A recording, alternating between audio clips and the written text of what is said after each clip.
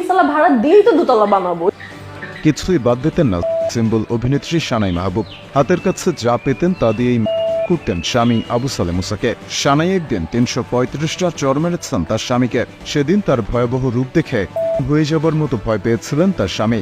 দেখতে অন্যরকম সুন্দরী এই নারী রোমিও নিয়ে হানি ট্রিপে ঘুরতে যান বিদেশে।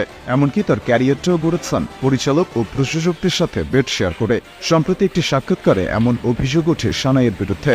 মুহূর্তেই ঘটনাটির একটি ভিডিও ভাইরাল হয়ে পড়ে সোশ্যাল মিডিয়ায়। এতে দেখা যায় জবাব দিতে না পেরে সাক্ষাৎকার থেকে উঠে চলে যান সানাই। এরপর থেকেই নতুন করে আলোচনায় এই অভিনেত্রী। কৌতূহলীদের মনে প্রশ্ন, কে এই সানাই মাহবুব, কি তার আসল পরিচয়, আর কোন প্রতিভার কারণেই বা তিনি এতটা আলোচিত। সানাই মাহবুব সুপ্রভাত। সামাজিক যোগাযোগ মাধ্যমে তিনি সানাই নামেই পরিচিত। বাংলাদেশে তাকে চেনেন না এমন প্রাপ্তবয়স্ক লোক হয়তো খুঁজে পাওয়া যাবে না। তবে তিনি সেরকম বড় মাপের কোনো শিল্পী নন। কোনো নাটক বা সিনেমায় দুর্দান্ত অভিনয় করেও কোনোদিন আলোচনায় আসেননি। তিনি আলোচনায় এসেছিলেন ইমপ্লান্ট করে, খাঁটি বাংলায় বললে কৃত্রিম উপায়ে আকার বড় করে। আর এটাই যেন তার সবচেয়ে বড় ট্যালেন্ট, যা দেখিয়েই তিনি পরিচিতি পেয়েছেন গোটা দেশ জুড়ে।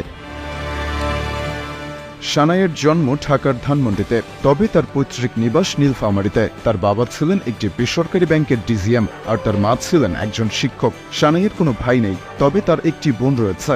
সানাই পড়াশোনা করেছেন বেসরকারি বিশ্ববিদ্যালয়ে। সেখানে থাকতেই মিডিয়ার লোকদের সাথে বন্ধুত্ব গড়ে ওঠে তার, যাদের হাত ধরেই তিনি নাম লেখান রঙিন দুনিয়ায়। মডেল হিসেবে কর্মজীবন শুরু করেন সানাই। কাজ করেন বেশ কয়েকটি আইটেম গানে। জনপ্রিয়তা পাবার পর বিভিন্ন টেলিভিশন চ্যানেলে উপস্থাপিকা হিসেবেও কাজ করেন।